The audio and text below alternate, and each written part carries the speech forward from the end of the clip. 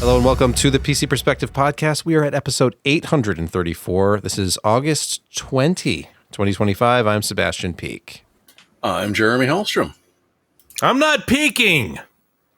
I'm Josh Walrath. He has yet to peak. I'm Brett Van Sprumberg. And I'm Kent Burgess. Yes, we're back for another week, and actually not a super slow news week this time. So little effort was needed to create an astonishing list of top stories that will literally change your life forever. You may be overselling it a little. Oh, okay, sorry. This will be the greatest podcast in the history of the iTunes store. Originally the podcast is an iPod broadcast. Just feels like a little Adam Curry, the podfather himself. Okay, the patreon.com. Brett, do you have any updates on that front? I do. I just I did a quick perusal of Patreon earlier, and I just want to thank the thanks. That's heading out for Steve R. and Jay Thurlow tonight. Thank you for the likes. That's all I have to say. It's like it's almost a sign of appreciation. Yeah, that's it. It is almost a sign. I'm glad you read that because I was reading that as Steve and then R.J. Thurlow. So I'm glad that you clarified it's Steve R. There's a silent comma in the middle. There was more than silent, but it's hard to see. The Oxford comma is very important. Yeah, the text is smaller. Yeah. Now, last week we played a little bit of a game with Josh and his food segment. We asked the live chat, to participate in guessing which of the three staples that Josh ordered. And I think this must have motivated him because I don't want to give anything away, but I don't know if I recognize what he ate today. Josh, take it away. So it's the popper. Damn it! Damn it! No, I didn't get the popper today. No, in fact, I got some wings. I got some. They started some different rubs. Know what I'm saying? And they did a Cajun buffalo rub, and it was a dry rub. And so when you see the picture, you think, oh, those are supremely overcooked chicken wings. But in fact, they were perfectly done. So the meat inside was tender and juicy. But they spread that rub on pretty thick. And yes, that is blue cheese right next to it. No ranch here. Nuh-uh. And some tots. Now, unfortunately, with the tots, I had to do a couple of things before returning to my desk to eat, and I kept the lid closed. And so they steamed out and got soggy. And it's kind of sad because, everybody likes crunchy tots, and they would have been crunchy, but I was a fool. And also, while I was waiting for my food downtown, I saw a guy. He was on a cell phone. And he's walking towards his car, and there's this electric bike like 4 feet behind his car. And he like weaves around the bike on his cell phone. He looks at it, and he goes to his car, gets in, and backs up over it.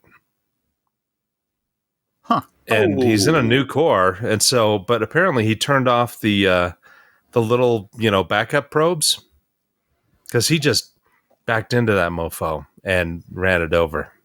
And so the guy who owned the bike came running out of Born in a Barn. He was eating there, and he had some choice words for the individual. So yes, there are some oblivious people out there, and the oblivious person then complained, "Well, he left his bike in the yellow zone." It's like, dude, you just walked past the bike, looked at it. You have a car that has backup sensors in it and a rear camera. Anyway. And besides, everyone knows that electric bikes can only park in the blue zone. Yes. Not the red zone. Wait, electric bikes are parked in a red zone. Now I've got flashbacks to Airplane. Yes. There's no parking in the white zone. You never said that to me when we were married. Shut up, Jane. Let's move to the PC Perspective News Desk. First story. There's a lot of reports out there. So many news articles already about this story. Windows 11 breaking SSDs, specifically under heavy workloads. Now, Phison is a very popular controller company, and they were specifically investigating this issue. Here's a couple of examples of the scenario. You need to have a file transfer that exceeds 50 gigabytes. Drive is over 60% full. SSD can just totally disappear from the OS. It comes back when the PC restarts, but it happens again as soon as you perform a large data transfer. They don't know if it's how the SSD is handling cache, if it's DRAM-less drive specifically, and it doesn't seem to be. But there's a report going out, and here's this, if you're watching the video, there's screenshots of this. And it apparently is fake. So I don't know how much of this is fake, or if this one report is fake, because now Phison is warning customers that there's this document out there purporting to originate from within the company, detailing SSD failures from a Windows update, and it's completely fake. Now, there is an issue, but Phison is saying this one document out there is not accurate. This is made up. So I don't know who to believe. There's a ex-user who brought the issue to the public's attention. They had data loss trying to install a Steam update for Cyberpunk. And then they found out subsequently that transfers of 50 gigabytes or more can trigger the issue. The Windows update responsibility for this is speculated at this point. I don't know. So downloading pretty much any game. Well, right. Yeah. Is there any game under 50 gigs anymore? That would do it. Yeah. The Battlefield 6 open no. beta was actually under 40, oddly enough. So Yeah, Yes, which was amazing. 36 and a 60% bit. full. Dirt 2 is only 10 gigs. So, what's 13 years old, 16 years old? oh, maybe, yeah, 16. It used to be big back in the day. Well, No, I mean, so did I. Phison reached out directly to me to say that they're investigating it.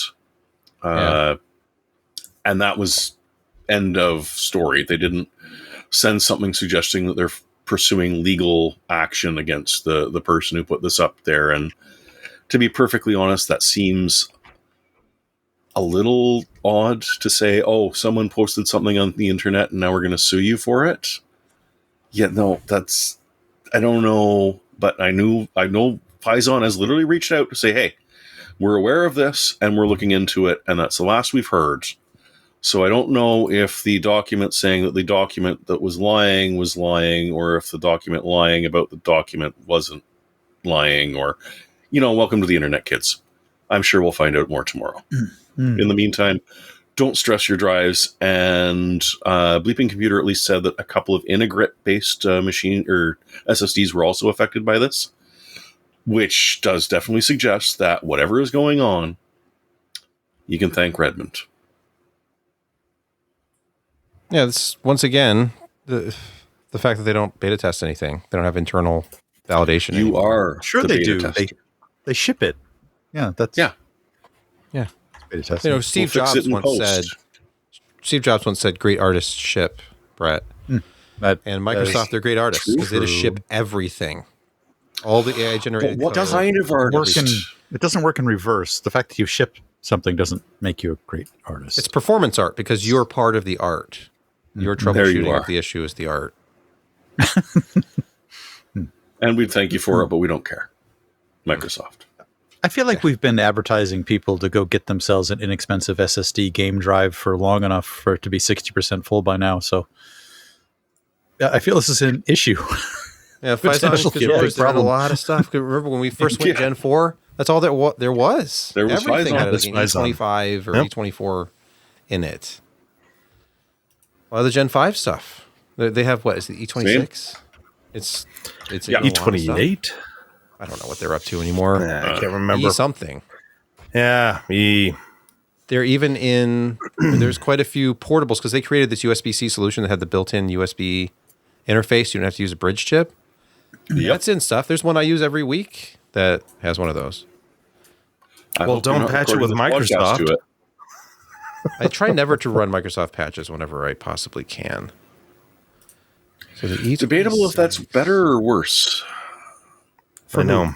But it's been a rough You open month. yourself up to vectors, but then you're doing beta testing for Microsoft. So that's why we always wait like a week before we update our servers, because inevitably Yeah. Oh, something Yeah, always. the E26 is their Gen 5 one that goes up to 14 gigabytes a second. So it's in a lot of new a stuff. lot. Okay. The Drammed and the Dramless. It sounds like a soap opera. It does indeed. The Drammed and the Dramless. These are the days of the week. Dram you. These are the picks of the week. No, These are the picks of the week. that's later. PCTV 2025. All right, let's move on to another story. Now, we've talked a lot about Intel's struggles lately. Oh, we're going to talk more about it.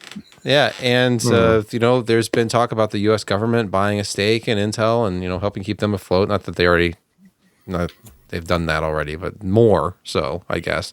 What about SoftBank? They just bought $2 billion in Intel shares to help prop the company up. Apparently, no one wants their fab space, though. Yeah, they didn't want any of that. Huh. Nobody wants it. I thought SoftBank was rumored to be looking into buying the fab space, though, I thought. Like the customer... Yeah, they chose a different path. Oh. They figure they'll become one of the top 10 stock owners at Intel and see what happens. Remember when SoftBank throw that money at ARM? Yep. Yeah, and it allowed ARM to grow tremendously. Yeah. Mm-hmm. It worked for them. Then they spun them off and they made some money, and that was a good thing. I mean, the rumor is there's that people are trying to build a consortium of different companies to invest in Intel's manufacturing, and then that's going to be kind of their home base for a lot of their future manufacturing. Intel needs to kind of clean house a little bit. They need to make their fabrication workflow a little bit easier for third-party people like TSMC does. They'll have to dedicate a lot of engineers away from producing Intel CPUs to helping these partners produce better products. It's an interesting balancing act, and I think that the upper levels of Intel are a little bit more open to this than they were in the past, just because things are not fun. I mean, they still have 70% plus of the entire CPU market for mobile PCs and servers, but it just is continuing to get eroded away by AMD, especially at the servers and desktop. A little less in mobile, but also now ARM, Qualcomm, those guys, they're getting into the mobile. It's chipping away at Intel as well. So, I think that it better evolve. And if this consortium does come about, they should take them up on it and, let them invest and give some good deals to some of the people who may be shipping their designs to Intel to produce. I don't know. It's interesting times we live in. Maybe not interesting for Jeremy, but he's or Lip Bhutan. Yeah. Yeah. His tenure has been somewhat rocky, shall we say, so far. The government, as we mentioned, this is a news story. Not just a news story, but a new story from 5 days ago, that the U.S. is considering a government stake in Intel to help the foundry stay afloat. So I don't know how big a stake, but we've talked about this on the podcast too. Like the main reason Intel will not die is not because it's too big to fail. It's because the government will not let it die because they want a U.S. foundry for defense purposes. Inside sources say this could lead to investments in 2 leading-edge node manufacturing plants in Ohio. And Intel might have a customer. Oh. The U.S. government. Yeah, exactly. Who? Their biggest customer is now. They're going to go to like an all hands on deck way of funneling them money through financing, government loans, purchases, there are plenty guaranteed loans, et cetera, et cetera. Third party. We're going to give money to you to invest in Intel. They're going to find a way to shuffle all kinds of the only thing we our need cash to them. Is some kind of. Yeah. Anyway, I'm not going to get into controversial topics like manufacturing. I have a cunning plan. Pay it back, but Ratter. Yeah. But hey, Intel has showcased reference ARM-based SoC of some kind, manufactured at 18A. Now, maybe 18A allegedly has a defect rate of like 80%. But that doesn't mean that every single wafer is bad. So, I mean, there are some chips on those wafers somewhere that work, and they're very happy to show them off. So they've got some ARM-based SoC with just, all sorts of wonderful performance metrics, I'm sure. It's an Intel Foundry reference SoC with ecosystem IPs and non-x86 cores, according to this slide. Yeah, interesting, isn't it? Very interesting. Mildly interesting, I guess. It comes to be that it's 148 Cortex M1 cores that they got license free.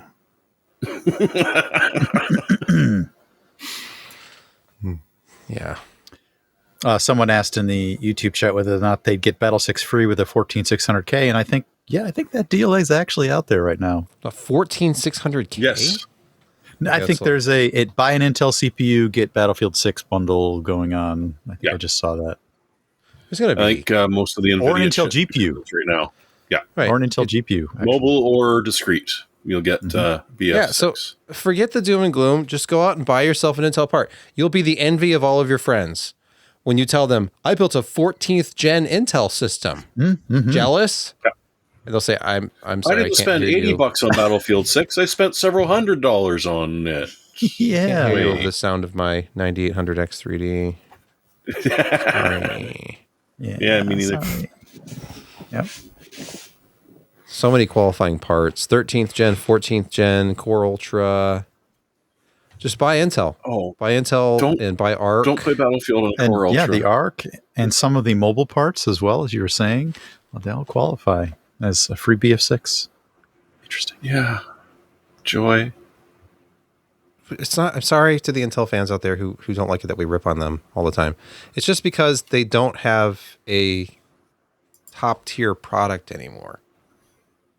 So it's any enthusiast. There was some number. Somebody tweeted out a number about 33% of enthusiast DIY, or 33% of desktop sales were AMD. Is what it was. Yeah, I just saw that today. And I said, sarcastically, also related story, 33% of all desktop PCs are DIY enthusiast PCs. Meaning everyone's building AMD now. So if a third of all PCs are AMD, it's probably DIY. Because if you go to a store that sells PCs, there's still an overwhelming majority of Intel boxes. But there are AMD to choose from. There are AMD to choose from, which wasn't a thing 5 years ago. No, but in the corporate world, which is all laptops, it's all Intel. No. AMD is making inroads there as well because you get roughly equivalent for significantly less. And companies have a bottom line that they're staring at very closely right now. I guess in the last quarter, their mobile actually shrank a bit, even though they have really solid parts. So they're available, and they should be inexpensive, but they're not moving as many as they'd like. Well, we're in an awkward time of the year. Yeah, I'd buy one. Fourth quarter, and when budgets need to be spent, or you're looking at next year's budgets, and I think they'll go up again. It's Edmund Smith. Go ahead, sorry, Kent. The bad part about that is that when most people, i.e. people who don't watch shows like ours or, do a lot of research on it, go to Best Buy or wherever it is they're going to buy their new laptop, they walk in, and if a salesperson says, well, we've got these two, this one's got Intel and this one's got AMD, most of the general public knows the name Intel. They don't really know the name AMD as well. And they're going to pick the Intel. And, the old corporate streak. Yes. Nobody ever got fired for buying IBM. Yes. There's a new Big Blue. True. And it's not Lenovo. Here's a story from Guru of 3D. The ROG Matrix RTX 5090 has been announced. Matrix, it shows up from time to time. It's legendary for how over the top it is. And this one is no exception. 800 watts? I hope that's just momentary peak. But How many 12-volt high powers? Well, what are you going to sustain it with? Well, they're 1,500 watt using, power supply. they're using their own GC high power, which was designed Yeah. for their Okay. back connection Okay. boards. But in addition to that, they're also using the 12-volt 2x6 plug. So if you plug them both in, one of them will get you up to 575, only 575. If you power it with both, though, full 800 watts, a little bit of headroom. Well, this isn't designed just for your average enthusiast. It's definitely designed for the serious crowd, the serious overclocking crowd. Yeah, the guy Don't looking air for cool it. they're going to be looking for that record-breaking Yeah. performance. It's got a lot of copper, a lot of built-in. I mean, it's fancy looking. I'll cooling. give it that. But It It's is. actually pretty darn old-fashioned looking, I thought. I looked at this and thought it looked yeah, like I mean, look at ATI Radeon card. It's like Yeah, the Josh I put just up posted the, in the general chat. I have one of these somewhere, no longer at hand, but yeah, this is what I was thinking of. yeah, I It's think like I can grab one. But X1900X era. There's a lot of copper on that card too. That was a heavy card. There was. yeah, there was no cutout PCB in that one. It was all PCB and heatsink. So yeah, fast forward to 2025, and this is what graphics cards look like. 800 watt graphics cards. Yeah, if you have to ask how much it is, it's probably not for you. No, it's for the Drew Bowers of the world, or people who are active in the overclocking world. And they It'll do have a probably little cost side more than note. that You need to Knox you need to super glue the 2V 812 or whatever 2E 612 in so that it doesn't move at all. Otherwise, that 800 watts is gonna. And now we're arc welding. All right, let's move on. Let's talk about daydreams. Microsoft, a Microsoft that actually listens to its users. A pipe dream of a Redmond that could have been. Yes, but I mean, who is it that they actually listen to? Because have they added a feature in the last year or two that you wanted? That anyone that uses Windows regularly wanted?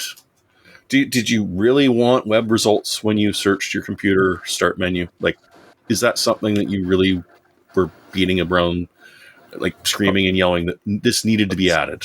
Let's just go to the Copilot helping thing. Yeah, no. One positive thing, they're addressing the real-time shader compiling in DirectX 12. Yes. So that you don't get the lagginess that, the first time compiling those shaders. Apparently they're actually doing something about that to make your gaming experience much more pleasant on the PC. I thought direct storage had promise. Yeah, but that doesn't do anything about compiling shaders. No, It it could. It could. Remember, It could. Well, the shaders are coming off the storage drive That's They right. are. and into main They are. memory or into See? RAM. See, you shot too soon. The theory was that you were going to be able to do things like PlayStation was doing. That has unified memory pool and it has the ultra fast storage with that that type of connection between whatever they technically called it. It was a direct storage like technology, and they were able to get like 8K textures instantly loaded in. That UE5 demo where they're walking up to the rock and it's photorealistic in real time. And here we are on Sorry, that Windows, was and too you're running useful. a game, preparing shaders, or optimizing the experience, or whatever it's called. dot, dot, dot, Exactly. dot. And you get in, and it's really jagged for a few seconds until Until you look around and then it loads Right. everything. yeah. How about now you you've looked. you didn't you stopped, you weren't able to benchmark Forza Horizon 5. Whenever you change a video card, it goes through literally a 10 to 15 minute shader recompile and No, optimization. that game is a pain. You're right. I did not end up Yes. using it just because I couldn't use the frame capture analysis software I wanted to use with it. Blocked it. But no, Microsoft- their dreams include things like, multiple clipboards by default, so that you can have 2 or 3 different hotkeys.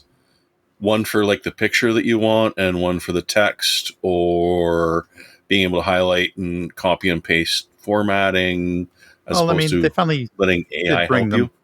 multi-element clipboard, like Clipboard Q.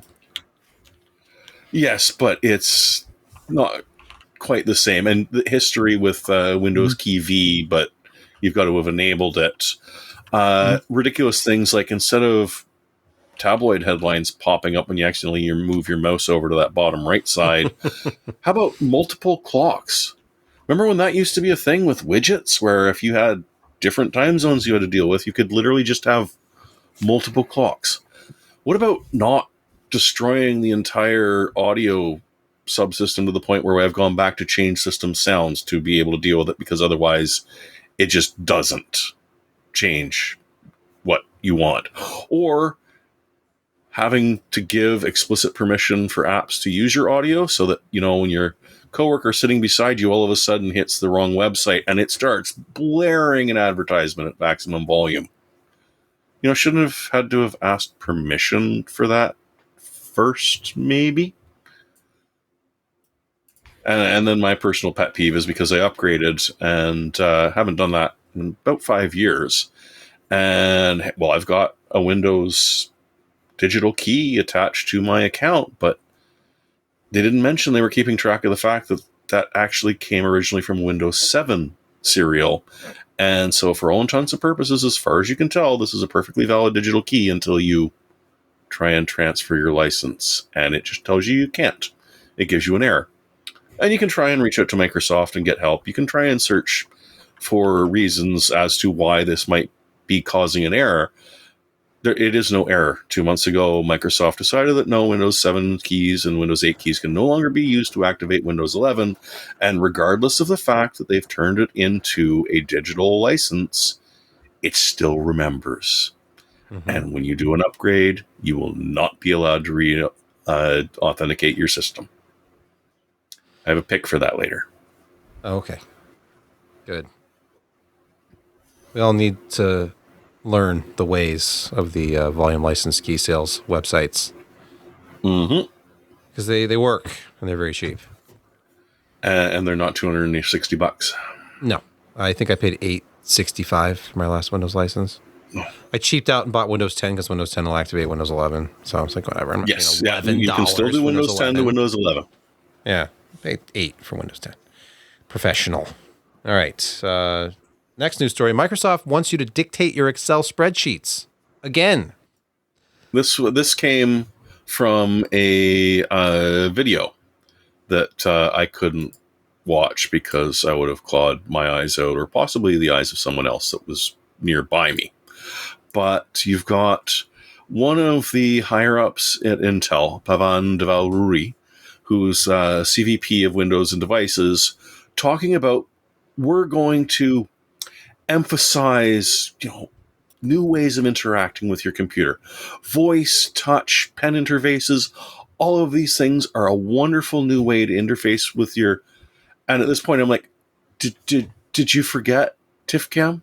Did that just get completely erased from your mind? The fact that building a Windows experience that is the same on your phone, laptop, and desktop failed horrifically and deserved to die forever?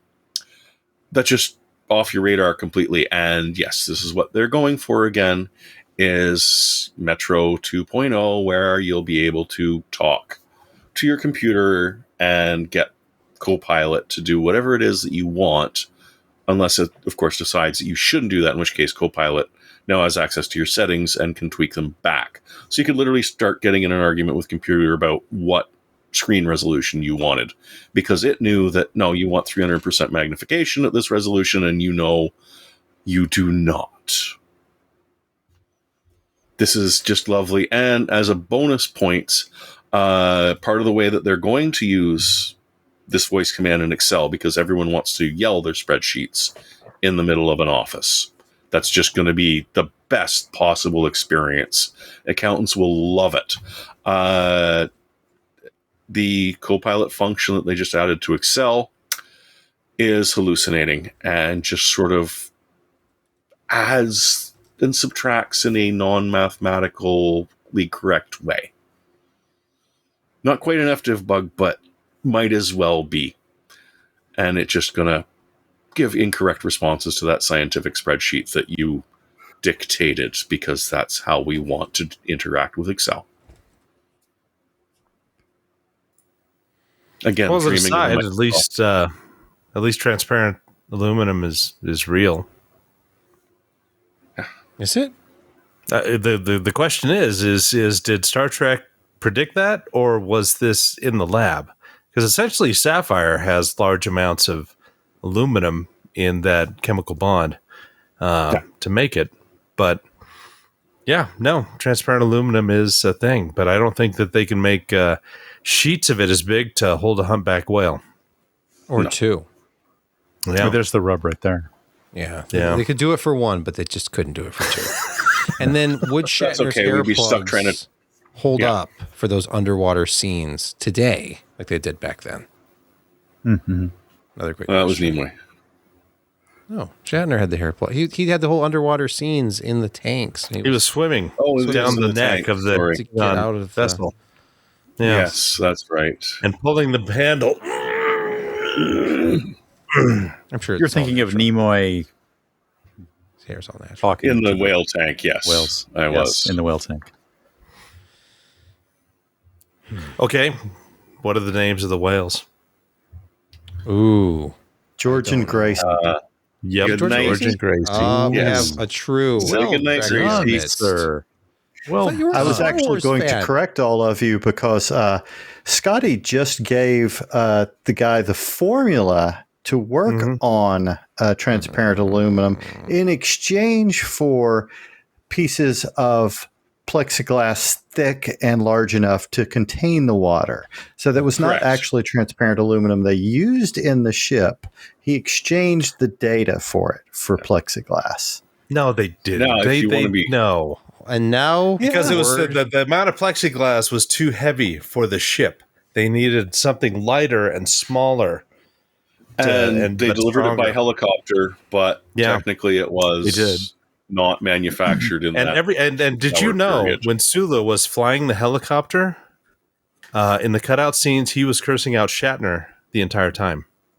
Yes, most people usually do, don't they?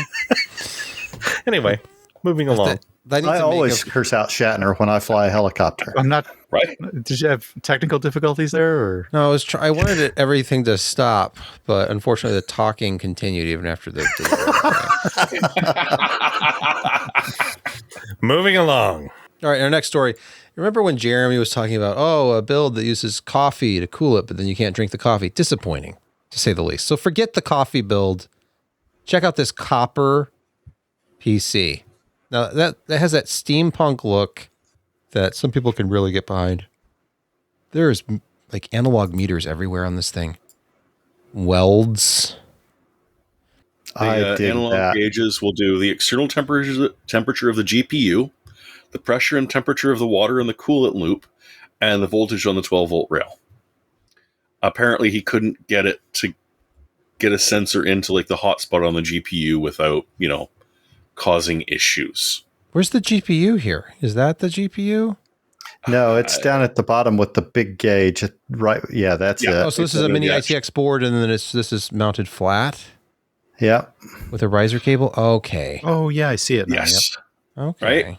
You can Yes. you actually see the cables if you look at it right. Oh no, not this one. But Not yeah, this so one. Instead of coffee, this is the From proper last week. No. coffee pot.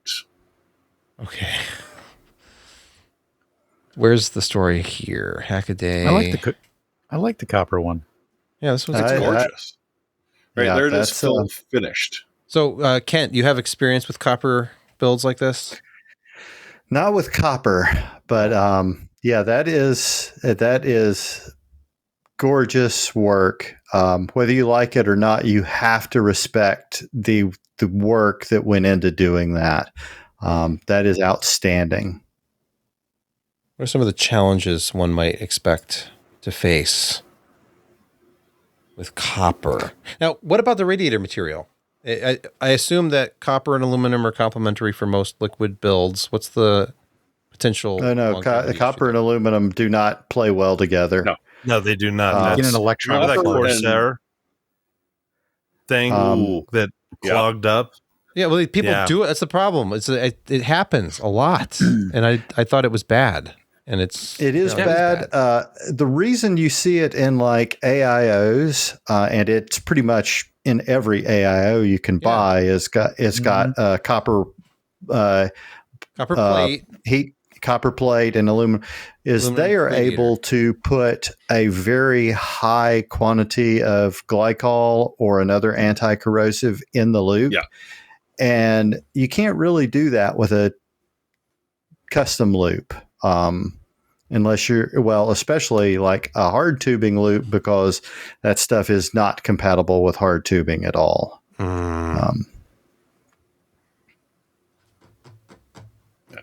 But a lot of work went into this thing, and I'm suggesting you don't want to touch it when it's running. Probably not. Probably. Yeah. All right. Here's a story with AI in it, so that's probably going to go over well. Forget Foxconn, the iPhone factory. AI's made it a server slinger first and foremost, says this article at the Register. So what is this all about? Foxconn's just in the AI data center game now, and they don't care about it. It would iPhone seem assembly that anymore. way. It's almost like building iPhone or now making iPhones really doesn't compete with our AI server business. So I mean, sure, I guess we build the iPhone, but AI servers, yeah, there's where we're making the money. Far more profitable for Apple than it is for Foxconn. They're just trying to. At this point, it's quantity for them, but then it's not a high margin business. You would think that the millions and millions that they're making, though, would somehow kind of balance it out, but no. AI, you could make billions. And all the kids that they had trained to build iPhones grew up and their hands got too big to work on all the small parts. So they're building servers. They're building servers. That's the real issue now. with birth rates. If birth rates are going down in certain Asian countries, obviously that's ride the train, eat the bugs for iPhone production in the future. Plus, iPhone it's just a commodity product at this point. Yeah, it still has a high price tag, but it's just everybody's got one. Your grandmother probably has one if she has a smartphone. So it just goes to show, as they say, the the demand is endless for AI servers. Endless. I prefer to use a folding phone because, as I told my son the other day, it's a real flex to do that. He just groaned at me. It's like, That's a decent dad joke. Yeah, I'm the only one I ever see with one of these things. I think I know two people in real life in my circle of friends and family who have an Android phone. That's it. Well, okay. Two You hang out with the wrong crowd. We mock the Apple users in our family. Well, I feel like the old school computer hacker types, like the people who actually, the old BBS users and the people who knew their way around and weren't into paying full price for everything, shall I say, they all have Android phones. And then the mainstream people who wouldn't have had a smartphone if not for Apple, they all have an iPhone. Because they just wouldn't, they're intimidated by Android. They hear things about it. They don't think it's secure. I'm pretty sure some of us just wanted a phone that consistently worked. There was a time, I think before Android 4, where that would be a compelling argument, Brett. But I still see Android users ride the struggle bus. Probably because they're doing things to it. Yes, they are. Yep. Like they're messing with it. Like using Samsung apps that suddenly aren't supported anymore. Yeah. As opposed to the easily messed with iPhone that is, known for its flexibility and ability to be modified. Known for its ability to pretty much do almost everything everybody needs. What? Okay. Yes. He's pretty much he drank the apple needs. Kool-Aid a long time ago. It's going to be very hard to reason with him. What flavor was the apple Kool-Aid, Brett? Mm-hmm. It was fruit flavored. You're in for a surprise. Apple flavored. It was apple flavored. Yeah. There was a time when I thought the Android experience was worse. And then I think it was Jelly Bean that convinced me. No, it's actually better on Android.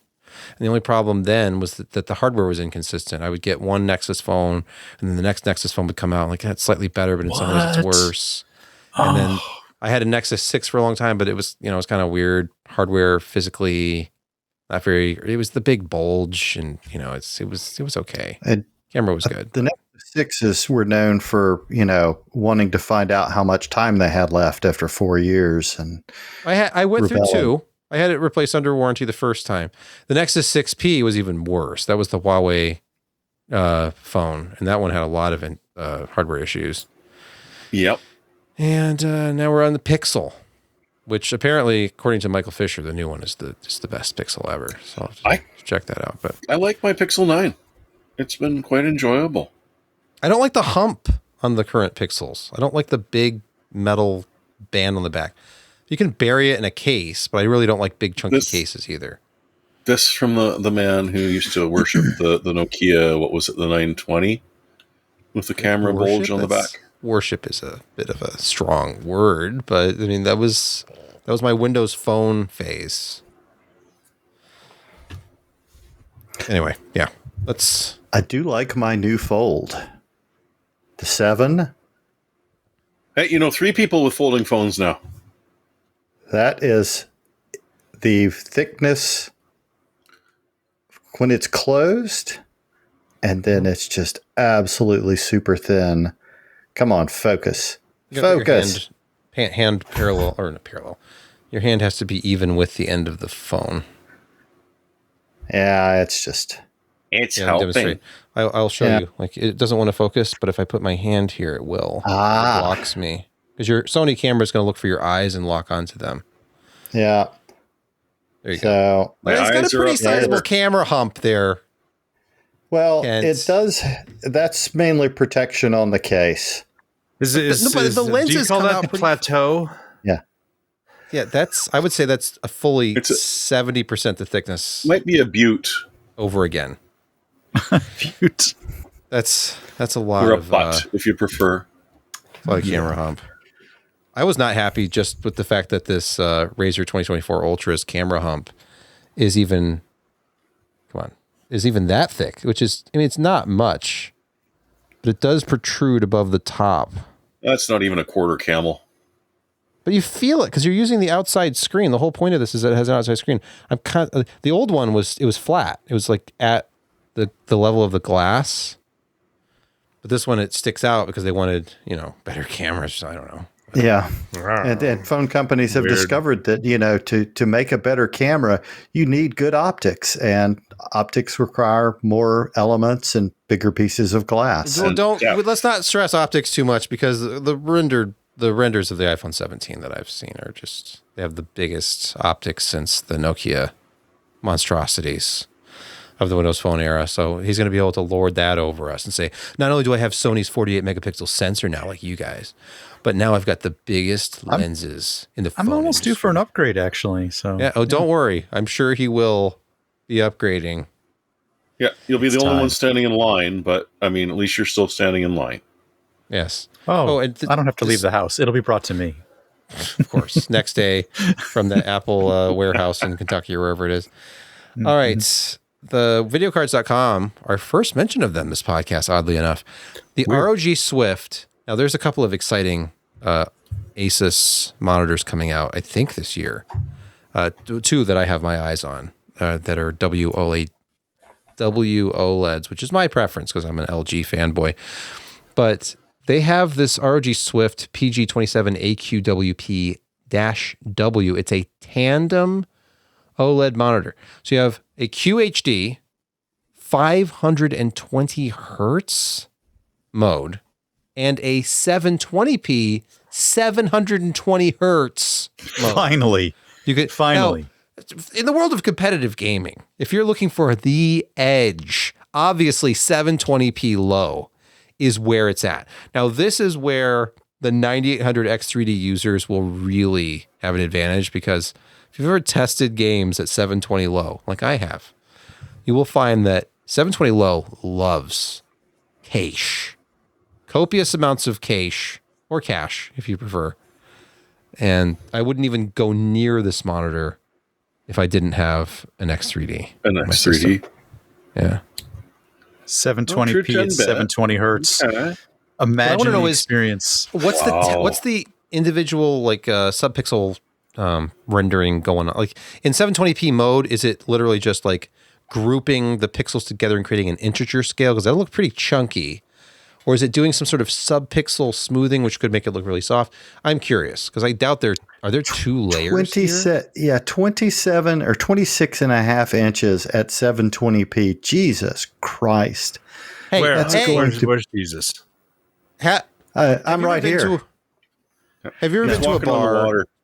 Have you ever been to a bar that is just littered with Samsung or whatever cheap plasmas they could buy at the time? And every single one of them is a 720p plasma to this day. Yes, and they're gigantic. They're gigantic, like 42-inch 720p plasmas everywhere, all over the bar.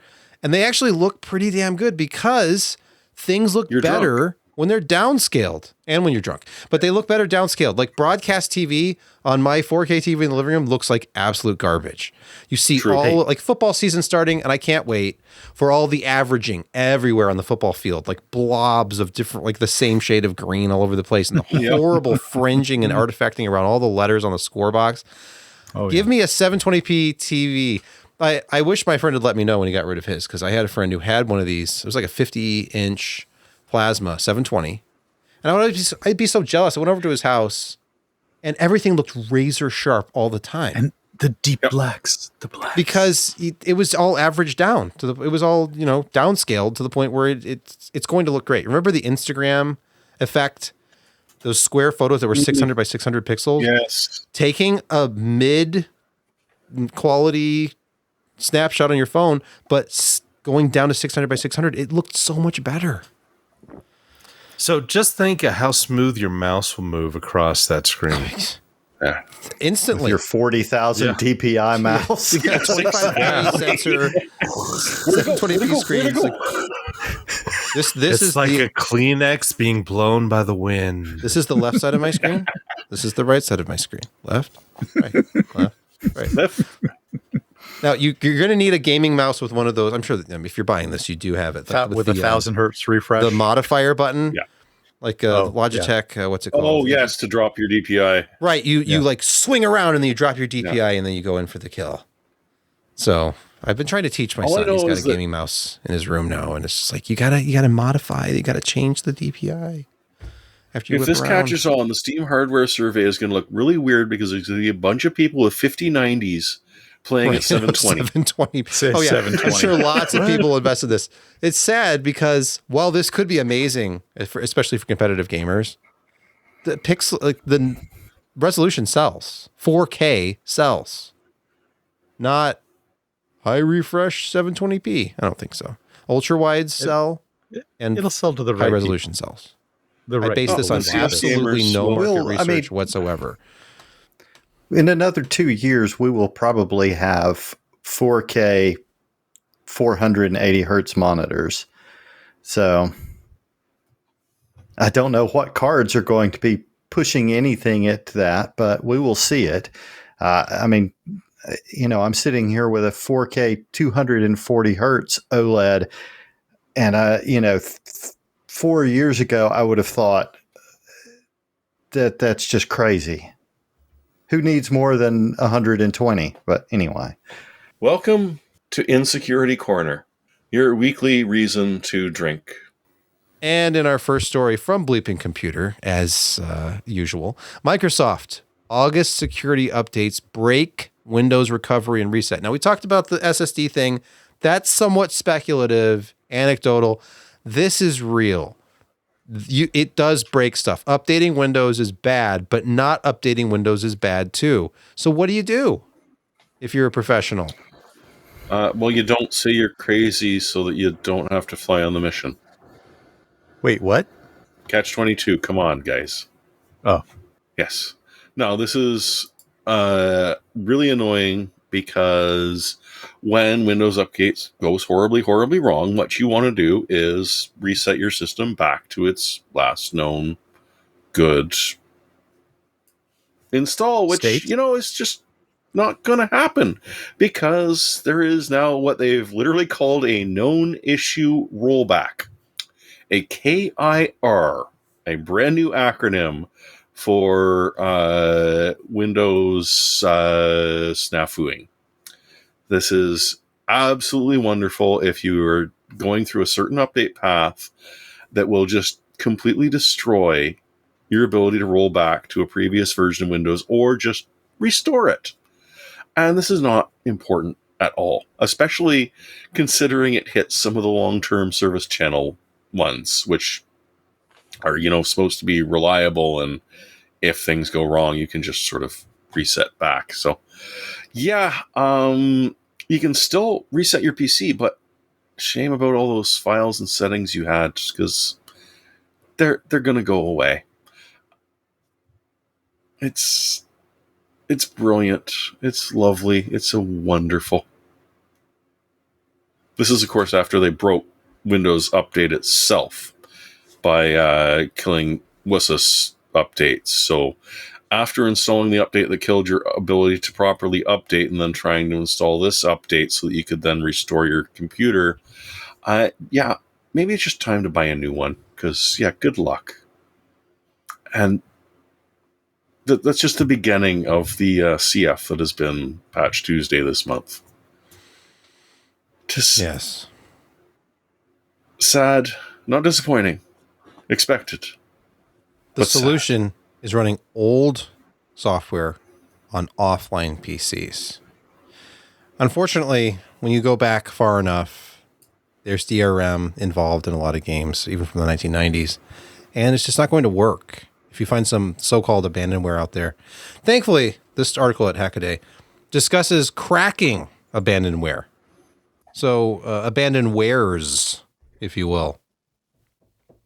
The game in question here was Michelin Rally Masters Race of Champions, probably one that Josh actually played back in the day, from DICE. That was eventually bought up by EA, and you may know DICE as responsible wholly or in part for the Battlefield series. So yeah, they went on to do much different things.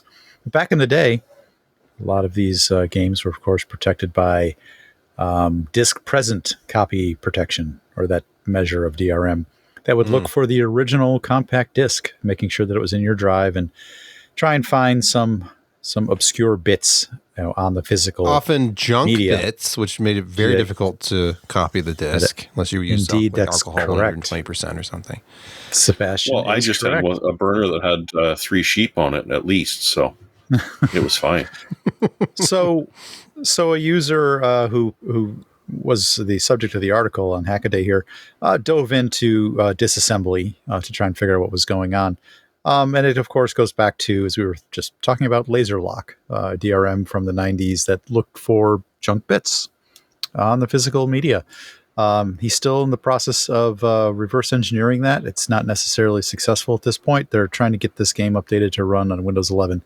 Likely, if they can get past this, it can be done. Laser lock was bypassed back in the 90s when it was a going concern. But really, the question here is this legit? Are they going to bring back the Sony rootkit? I don't remember that. Oh yeah, the drive. Yes. Is it okay? Is it okay? Should we be able to just be able to morally, conscience-free hack abandonware and say, no one's ever going to be able to run this again anyway? Why not? Why not go after it? If you find an abandoned car in the middle of a field somewhere, and you've got the parts to rebuild it, and you've got the drive to rebuild it, and the ability to haul it out of that field and drag it back home to rebuild it, at what point? Yeah, it still requires you break a title. which law? Yeah, you still have to have ownership of it. That, and you probably disturbed the murder scene. And therein lies the issue: is that technically you can't prove ownership of it, even though there is no one else who would argue that they have ownership. It literally has no owner at this point, and so must be treated as electronic garbage and can't ever be touched again, which is annoying and dumb. So that's one side of the argument, is to say garbage. You must leave these alone. Oh, go ahead, Josh. Do you guys remember the copy protection on CDs that the first track was like all random kind of garbage that caused CD rewriters to make coasters every time until they figured out a way around that? That was fun times. Remember listening to the floppy drives do the similar that sound they used to make? Anyway. Plex has warned users to patch security vulnerability immediately. Yeah, and if you're running a Plex Media Server 141.7 or 142.0, you have to patch because you are susceptible to I believe it's a remote code on this. Yeah, that is no question here. Just if you're running one of those versions, it's an RCE flaw, remote code execution. I'm not sure what level it was tagged at. I'm not sure it's a 10, but it's high. And it's exploitable, especially if you're sharing your Plex Media Server with friends. And I'm sure that all of your stuff is public domain and just documentary films and nature films. Sometimes things that you shot yourself. Look, I'm sure sometimes that's all that's on there. The Internet Archive is flaky and you can't access the things that you need. So backing up some of the open source software in ancient public domain video that we all enjoy. And abandonware, which is apparently also okay with most people. Yeah. Anyway, patch that stuff. Yes. Right now. Finally, hackers steal Microsoft logins using legitimate ADFS redirects. Look, we've heard something about this sort of tactic before. Yeah, it's still happening. Okay. Yeah. So hackers have discovered a way to combine legitimate Office.com links with ADFS redirects to a phishing page that essentially steals your Microsoft 365 login. That's kind of this whole story in a nutshell. Well, I can sum it down to stop clicking on things, but what are you going to do? People keep doing that. So it has a front load or front look of legitimacy because it's a legit Office.com link. It's only as part of that payload comes through and redirects you to a phishing ADFS service where it lifts your credentials off of the request. Yeah. And I love that they created this Blue Sky Vacation or whatever the site is. They actually had to add content to it so that it looked like a legitimate site for robots harvesting it and Google, so that it didn't just get blocked as like a scam site. But it doesn't actually exist except as this redirect for the old way of doing MFA with Microsoft stuff. It's a horribly effective way of doing it, and obviously works incredibly well, and obviously is being targeted. This is something that a bunch of people, that because they're not going to the new way of authenticating via 2FA and Microsoft for the bizarre and many reasons they will come up with, those companies are going to get targeted, and these emails are going to come out, and as far as they can tell, they've just signed in perfectly to a normal and are redirected back to Office. It's just someone got your credentials along the way. Yep. This is egalitarian, though. They're not phishing for anybody particular, so don't think yourself special if you fall victim to this. They're hacking everyone, so it's not just you. Yeah. They're not going after the C-suites. They want everybody, sweeping up everyone in this. Gaming quick hits time. Dawn of War 4 is a modern interpretation of Dawn of War 1 with some cool Adeptus Mechanicus. Mechanics. But yeah, they're getting cute. A new Asir. Yeah. Well, I tried to and failed, but I did get the other part of it right. Those of us that recall the Dawn of War series, Dawn of War 1 was a lovely RTS game. The next two were a bastard child of a RTS game and a MOBA game. And it all became about the heroes and the hero loadouts. And, well, we did force ourselves to play and enjoy them, at least to a certain extent. It was not quite like the original. And they've realized that, hey, we may have made a slight miscalculation in our target audience, and what they actually wanted was what we started out with. And they've gone back to it from the looks of it. This is Gamescom that's going on, so there's a teaser trailer posted. A whole bunch of your favorite streamers have gotten access to it, so you can actually watch a bit of the gameplay. And it's very much back to the original. You do have a commander unit, but it's just a little bit slightly tougher than your regular units with a couple of special powers, as in you want them behind the scenes and protecting stuff. There's 4 different factions that they've done. I mean, you expect the Space Marines and Orcs. Necrons, relatively predictable, but kind of interesting.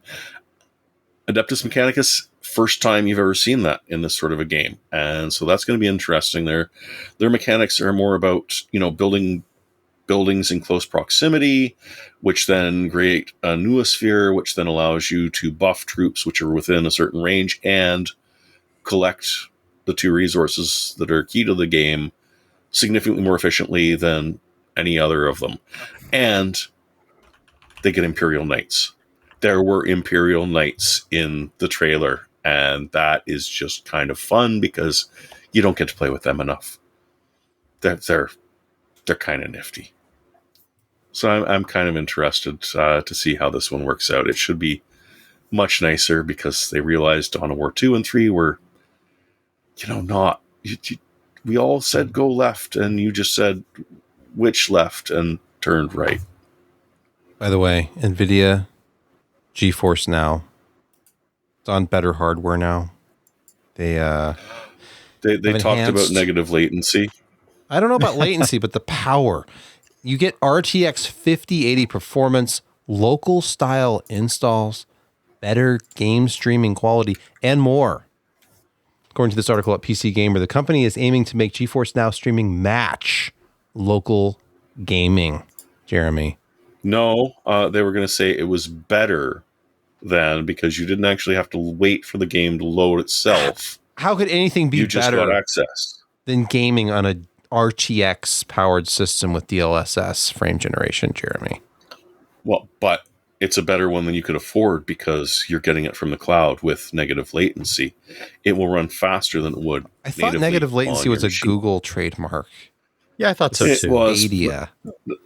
I might be paraphrasing, but yeah, they were definitely on this and suggesting that no, it's lower than low. Let's talk about latency. Here's the slide. Latency that rivals nearly all gaming devices. I'm not sure what a gaming device is, unless that includes PCs. So the network has L4S network support, GeForce Now server, using Reflex and Cloud G-Sync, 360 FPS streaming. What kind of quality settings you need to achieve? Well, they're doing some clever reconstruction, of course, using AI and some better upscaling, and they're using a what they're calling cinematic quality streaming, which they will abbreviate CQS for your pleasure. And so they're doing YUV 444 chroma subsampling, which you'd have to kind of go read about that, kids. HDR and SDR10, AI video filtering. They're trying to pull the refresh rates up higher, up to 120 FPS at 5K, 240 FPS at 4K. Oh, I'm sorry, 1440p, not 4K. 720.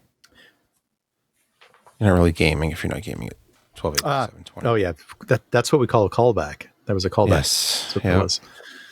By the way, speaking of a callback, anyway, what they're doing this all for the same price, $20, $19.99. Yeah, $20 a month, unless you pay for a year at a time, which is slightly less. Yep. But they put a little sliding scale in there for kind of like the install nows for those games that aren't available yet on their network. You can kind of do an install now if the game developer allows it, but you've got to do it every time unless you pay for a little extra storage. Interestingly enough, it's kind of weird in that way. But so we callbacks talked about something I've forgotten already. I'm tired, and we're going to talk about Intel now. 720p. Intel is going to deliver more APO game optimizations next quarter. Now, that's their application optimization. They need it. They desperately need it because if you've run games lately on an Intel Core Ultra and then compared that performance to that of, say, an acquaintance's 9800 X3D with the same graphics card, you might be unpleasantly surprised. Imagine if you recompiled the game using Intel's compilers. Yes, you need that software component to really shine. Throwback all the way to the Pentium, the first Pentium. Yep. And yeah, I mean, you have the two pipelines. It was almost like having two 486s, but you needed that software to really make it shine. And that's really, the Core Ultra is just a misunderstood product. It has so much potential, but it fell flat on its face, and it's like 20% slower than AMD this generation. So. Anyway, APO is coming out soon, so if you're in the Intel game, look for this. You have to if you're considering buying Intel because you want to get a free copy of Battlefield 6, even though virtually every hardware product you buy is going to give you a free copy of Battlefield 6. I know. I got it with a 12-pack of Coke. You can't go wrong getting that Intel Ultra, the Core Ultra processor. That's definitely the one you want to be running BF6 on. I am still an Intel networking snob. And we're running Intel networking right now. This is an Intel HEDT platform. It's an X299 board that broadcasts this podcast every week and has for years and years. Josh, hello. You're muted. But is it the Intel Killer Network stack? No, it's before they bought Killer. X299, it's before. But it's reliable. I've never had to so much as reconnect a network cable. Yeah, did they spin off the networking people? Yes. Yeah. I mean, the margins were obviously low in that, but their software was pretty good, non-killer, Nick. But yeah, that was the de facto standard for any kind of server. Is Intel Gigi and 10G NICs and now higher, but yeah, weird. I was just thinking that my my AMD board has never really suffered much of a problem with its network, and I opened it up and like, oh, it's the Intel 1225. Okay, never mind. Yes, my favorite combo, and there are so few boards that have Intel networking now on the AMD side. This board, this older X299 I'm on right now, it has an Intel i219V, and it has Wi-Fi 6. It's AX200. Oh, the value that you can't install server on unless you go and do some registry hacks and go into the driver and change. I left off that my 1225 was a -V as well. I left that part. I was embarrassed. The whole V thing. Hate it. I didn't want to say I had the value edition. I'm not running server. It's fine. Josh, it is time for our featured review of the week. Oh, here, enter stage right. Oh. Is that Alcantara? It's Alcantara, and not only that, but it is Corinthian leather. Oh my! Oh, fine. The red stitching is so attractive. The Chrysler Cordoba. I love the red stitching. If only Ricardo Montalban was still alive, he could do a fantastic monologue. Jeez. If you're looking for when he died, they turned him into. Huh? Yeah. Sadly, when he died, they turned him into Corinthian leather. He's not actually dead. He is currently floating out in space somewhere in a pod in suspended animation. In a couple hundred years, on the Botany Bay. Discover him. Yes, the Botany Bay. Botany Bay. Botany Bay. Oh no! Oh no! Oh no! Let's get out of here! Yes. We have to leave now. We have to leave now. Chekhov. City Alpha 5. This is City Alpha 5. Alpha 5. So, how many Star Trek movies can we reference in one episode? That's the question now, because we've done 4 and 2 now. So, Sebastian, you task me. You task me. Will you chase him round perdition's flame? And I'm going to go on. Watching you. He has less breath upon thee. All right. Anyway. So this has absolutely nothing to do with Star Trek, but it is the Thrustmaster Hypercar wheel add-on. Why is it called the Hypercar wheel add-on? Well, first of all, it's oval. What can you do with oval? Well, apparently you can drive a hypercar with it. The Bugatti, they have like an oval type wheel. And so this is one that it really is kind of a top of the line addition to the Thrustmaster ecosystem. It is only workable with the new T598 and T818 wheelbases. Those are both direct drive units. They feature the new quick release mechanism. This does not work on any of the old Thrustmaster wheelbases, the ones that had the cogs and the belts. But this costs $400. And why, you ask, does it cost $400? Well, I'll tell you why. It's materials, it's design, and it's build quality. When you actually hold this thing, you think, I actually paid for all this. So when you get the box, you open it up, and first of all, the presentation is pretty outstanding. You've got a drawstring bag that controls the wheel, that has the wheel in it, and you also have this really nice packaging that supports the wheel nicely. And you've got these kind of, individual things. You can that card that says Thrustmaster in the bottom right. It's got your code on it to join the Thrustmaster Club. The tweezers that you see there are carbon fiber. It comes with a stainless steel Allen wrench. My goodness. Will the Stickers. luxury never end? Stickers. You get a lot of stickers for that $400. And, I'm not entirely fond of the stickers because, you can put the stickers in the things, but all the stickers are like numbers. You can't change a lot of the things. But anyway, it's got lots of buttons. It's got an aluminum front plate. If I had nails that had lacquer and polish, you would hear me clicking against that, and I'd say something like in a Russian accent, luxury. But I have neither of those things. But yeah, in terms of materials, it's really high end. It's extremely stiff. You can't bend it. Unlike other previous wheels, like this one. This one was one of their top ones for a long time, around 2017. This feels like a toy now. This thing's the real deal. Well, have you been lifting, Josh? I mean, maybe that's why. It's like it could be. That is, I have not been lifting. Size, right? Oh, okay. Yeah. But yeah, it's genuine leather on the sides. You can easily clean it. Unlike Alcantara, if you race with an Alcantara with bare hands, eventually you're going to get dirt, oil, grime in there. It's going to mat down, and it's going to totally ruin the surface. And then you got to get out the Dawn dish soap, and toothbrush, and kind of scrub that and wash it. This doesn't have the problem because it's genuine leather. Wow. Everything is like aluminum. The paddle shifters are really thick aluminum. Listen to these things when they click.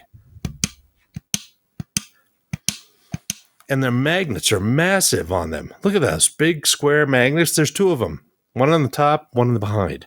And so when you press them, you feel it. And the edges are a little sharp. I mean, not real sharp, but they're pretty sharp. And you just understand exactly when you're pressing that paddle. So, again, it's relatively lightweight. It's super stiff. So even if you're running on a lower Newton meter wheelbase, the impulses go through very, very easily. So if you have a lot of mass around the outside of a rim and you try to turn this, the mass doesn't want to move. And so it dampens the effect that, the center is trying to do. The lighter and stiffer this is, the better forces are transmitted. So this is a really good wheel. It was on sale for like $330 earlier this summer, and I thought, why is it so low? Everybody realized their mistake, and now they're at the $400 price range. So you can get this directly from Thrustmaster for $399. And let me tell you, if you are into grip racing like GT3, Assetto Corso, anything with luxury fast cars, you're going to like it a lot because, one, you don't move your hands. I mean, they're always going to be at the 9 and 3. I know when we are all taught to drive, it's 10 and 2. My God. Yeah, but you don't want to do that when you're racing. So 9 and 3, it's a little thicker here. It took a little getting used to, but once you did, you have a great amount of grip there, and it's really comfortable. So, there is functionality. There are 2 LED lights in there. So if you're actually playing F1 and like a warning flag comes up, this one's going to start flashing yellow. And then there are other things with, like, if you've got engine problems or whatever, this one will flash blue. And you can do other things to actually program those lights. And not only that, but it comes with 2 analog triggers, aka clutches or clutch levers, right here. And you can program these. Now, the problem with programming these, well, let me give you an example of why I've used those. So if you do this as the first initial clutch, when you release it, it finds the catch, or what do they call that? When you release a clutch and the pickup point.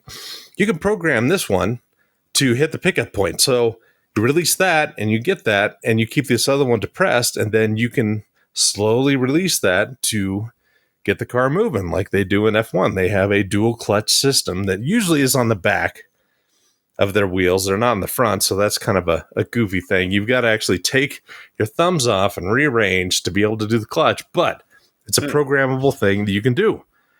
Problem with the programming is, yes, Thrustmaster revised their control center, but it doesn't really have anything new from the old one. It's just a new packaging of all the functionality.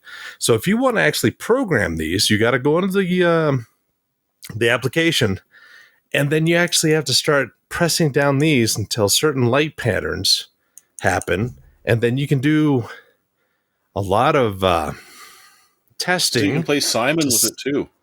Oh God, it's the one bad thing about this is if you actually want to program this wheel, it has programmability to it.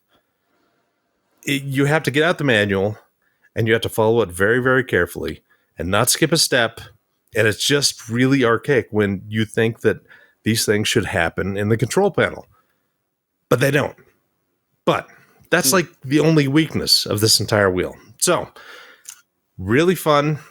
You get around some of these little corner cases, super build quality. I mean, it's just outstanding. You feel like you actually did get value out of paying $400 for a whale, but it's up to you.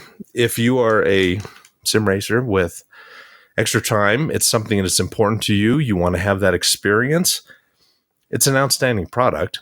And I think the design, materials, and construction make it worth that $400. Now, if you look at something from Fanatec that's very similar to this, it's a Porsche wheel, it's about $40 more expensive. When you start getting into other guys, they're way more expensive, $600 to $800 for something of very, very similar quality, features, and build quality. So this is a lower priced option in a lot of these sim markets that you can get, and I had a lot of fun with it. I think it's a really good one, and but the only problem is you've got to dedicate yourself to the Thrustmaster ecosystem. And when you start shopping around for Moza and Simicube and Fanatec, they have stuff all over the place in terms of ecosystem. And there's some that you can actually buy adapters to do one wheel to a different base that shouldn't be working, but it does. With this and the new quick release mechanism, you don't have that option. This is all plastic injected with nylon fibers to make it extremely stiff and durable, but it's not the machined aluminum that you will find in a lot of these other higher end areas. So you have some choices to make. Do you want to be wedded to the Thrustmaster ecosystem? If you have a bunch of stuff that is for it already, then it's kind of a no-brainer if you're looking for something in this area. And if not, well, there are a lot of other options out there. So that's the Thrustmaster Hypercar wheel add-on, and for $400, and I really liked it. Somebody asked if they could use it in a real car. My only thought was I think I've paid about the same amount of money, maybe just not very much more, for a Momo steering wheel in a real car with the adapter and the horn and all that. You know, from Momo, or I mean, I haven't bought a Sparco one lately, but I've bought a few Momos in my time. Yeah, and they're similar, and you know, honestly, the construction is very similar to those actual wheels. It's amazing. I know that Fanatec had one that I think they co-developed with Bentley, and literally they showed a guy taking it off of the Fanatec base, walking over in Pikes Peak and pushing that into a Bentley, and it popped up, and all the controls worked. It's amazing. Yeah, it's bizarre. Yeah, it's crazy. Mm-hmm. It's amazing what tremendous amounts of money can do. It is nearly midnight on the East Coast, and that means we need to stop podcasting soon. But before that, let us move to picks of the week. Now, Josh, after that sort of elitist racing wheel add-on pick, there's no way you would be picking another sort of elitist product. I am so value-oriented. I mean, why wouldn't you pick up something that is now $1,000 less expensive than it was just last month? Because it was extremely overpriced last month? Well, okay, maybe it was. But yeah, this is the Zotac 5090, and it's only $23.99 instead of $33.99. But while supplies last, you can get Borderlands 4 with that purchase. So knock another $60 off of that. Josh, this and I mean, we're talking 3 hours. We're talking value. You know, the more you buy, the more you save. The more the more your wife is unhappy with you. I mean, this doesn't even include Battlefield 6, so I'm not. No, I thought all new RTX card purchases included that. I'm not sure. I thought there was some kind of a thing. There will be. Yes, I believe you should be able to. Yeah. But hey, if you're paying $23.99 for a product that theoretically could be had for $15.99, then I don't know if value is the... Yeah, okay, this is kind of a tongue-in-cheek pick if you haven't noticed by now. Okay. But it's a nice trend of NVIDIA cards are going down in price for whatever reason. I have no idea, but could be some popularity issues and supply, demand, and maybe supplies building up a bit. And we're seeing some price drops. And demand being there. Yeah, but I still wouldn't. I mean, that's $400 off of MSRP, and I'm not gonna. I'm still not going to buy it at $19.99. God no. Speaking of things at MSRP, Jeremy. Yes, but before we do that, I was just going to say that Josh reminded me that a couple of people mentioned that I should mention that Humble Bundle does have a couple of great deals this week, which I was going to put into the Gaming Quick Hits, but I was late for reasons I explained if you were here early. So yeah, check out Humble Bundle. There's a couple of good deals. Because I don't like paying full price for things, like Microsoft licenses, when I don't have to. Because there are many, many sites out there, some of which have been around for a very long time, not just for a couple of days, because do not buy the discount Windows license from a site that, just popped up yesterday. Buy it from one of the ones that has been established as their business model as selling leftover volume license keys and charging not even 10% of what Microsoft charges. And they work perfectly. They have for years. I have recommended specifically this site, which is Product Keys. That, depending on where you are, I get ca.productkeys.com. You'll probably get us.productkeys.com, whichever. I've never used it for anything other than Microsoft software, but the fact that you can grab Win 11 Professional for $13.90 Canadian, as opposed to $260 plus processing fee from the Microsoft store, because obviously, there was processing involved in this somehow. just do it. It's not illegal. You're not breaking any laws. You're not doing anything horrible, and it does work.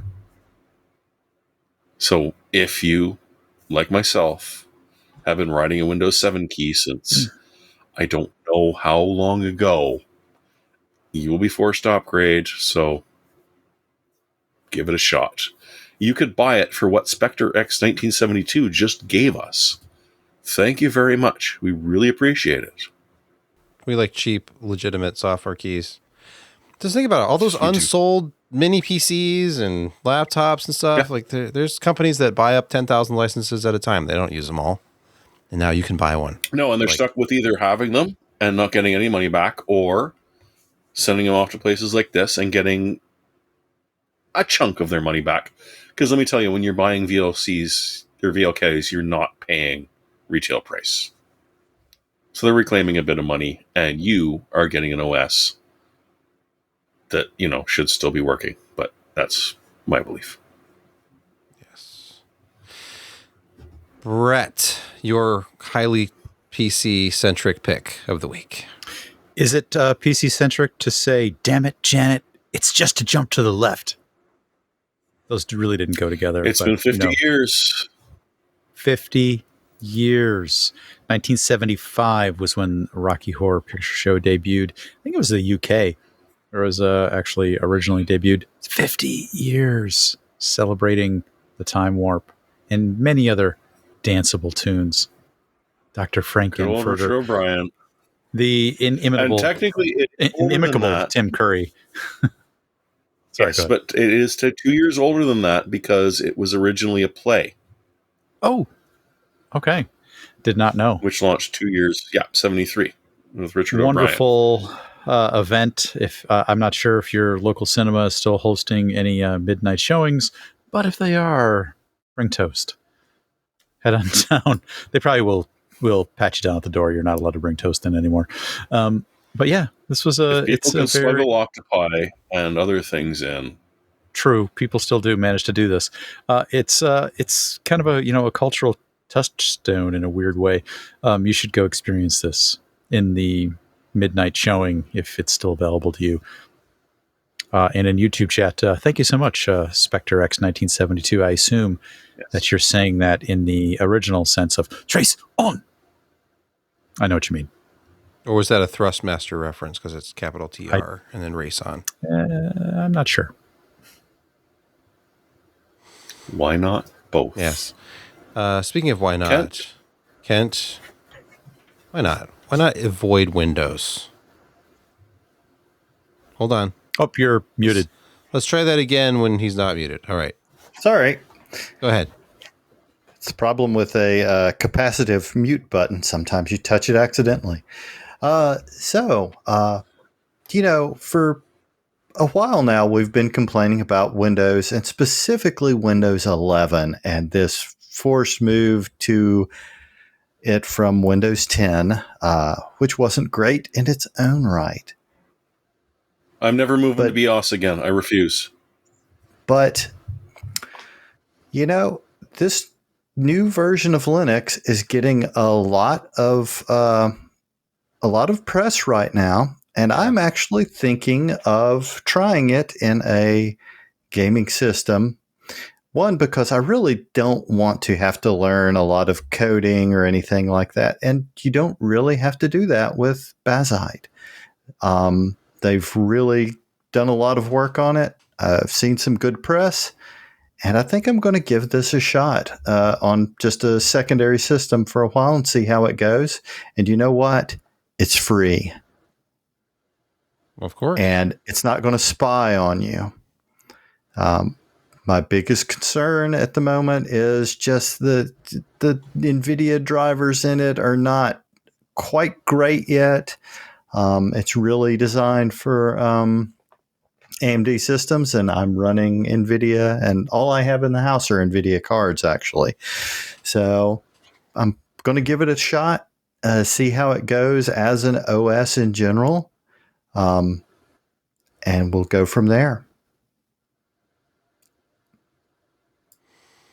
So let us know how it goes. For at least one person It could be the year of Linux on desktop. It's exciting. And My you know biggest what? my biggest concern really is, my wife and I, we have like a house budget spreadsheet and things like that, and we share these back and forth. And I know she has no desire to try and learn how to use a new OS or anything like that. So there's still going to have to be some Windows in the house. But there's such a thing as browser-based Office, though. I really hope that there's windows in the house. Otherwise, it'd just be a giant concrete slab that you're surrounded with. Sheetrock, but yeah. Have a shared Google Doc. My wife and I used to do that for the budget. Just, But runs on everything.